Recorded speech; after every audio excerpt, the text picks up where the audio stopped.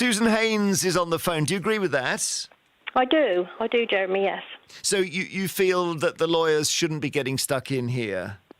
Well, just to be clear, I mean, I've got a family member at the moment who's going through a court process and is having a devil of a job, really, going through the myriad of, legal procedures. And he can't afford a solicitor, really, and because he works full-time, he can't get legal aid or anything. So how is it fair that people can come here illegally and get access to the finest legal minds in the country? They shouldn't sort of be here, should they? Let's ask Ishtaq Hussain about that. Ishtaq, you reply to Susan if you can, please. An aspect of a functioning democracy is for people to question policies and rules that don't conflict with basic human rights. These people are fleeing persecution, warfare, famine, God knows what, which incidentally we may have contributed to in the last 15, 20 years. So we have the right to basically have a look at what they have to say. Now, Jeremy, one of the members of the cabinet, Nadeem Zawari, he was a refugee. Yeah. Look what he's done. He's come here and he's contributed to this country. Some of these people are not uneducated. They are educated people. They're engineers. They're doctors. Why would they pay illegal smugglers if they had the means to come over properly? Look what happened to the Ukrainians. They got free Eurostar tickets at Paris.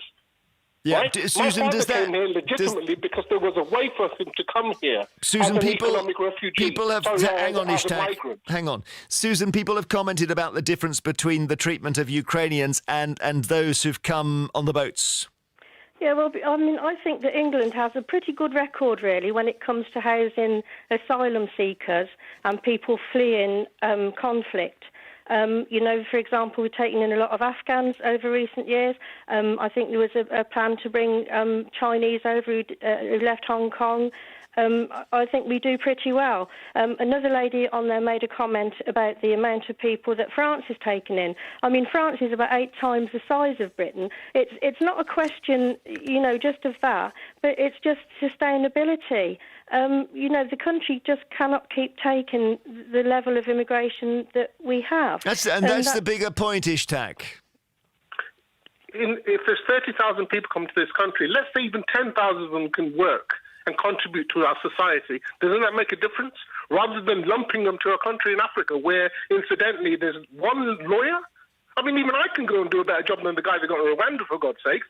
There's the fact that migrants have been shot dead, are illegally, detained in Rwanda, and we're sending them to there. I mean, look what we did with the Ugandan Asians that came over in the 70s. That community, we gave them a legitimate means to come to this country, fleeing persecution, and they have contributed so much. They are one of the richest communities of Asians in this nation. All right, Give them a chance to do something. it just strikes me the last item was about farmers not having enough of a workforce on farms. And we could put the two items together here, couldn't we? We've got people coming in who presumably would want to work and do those jobs. Susan. Well, if that were to happen, yes, I suppose that would be a good thing. But how many of them actually do go on to find work of that kind? Because people argue they're low-paid jobs, so you'd be saying that it was slavery or something, wouldn't you? Then, if they were put into low-paid work. Go on, Ishtaq. Hang on, they're held in detention camps. They're not given any access to anything, so they're no better off going and working and earning a pittance. At least they've got the right, they've got means to basically sustain themselves. At the moment, what we're doing is putting them into old military bases where you're uninhabitable ones, according to Susan, the press report. You're saying not true.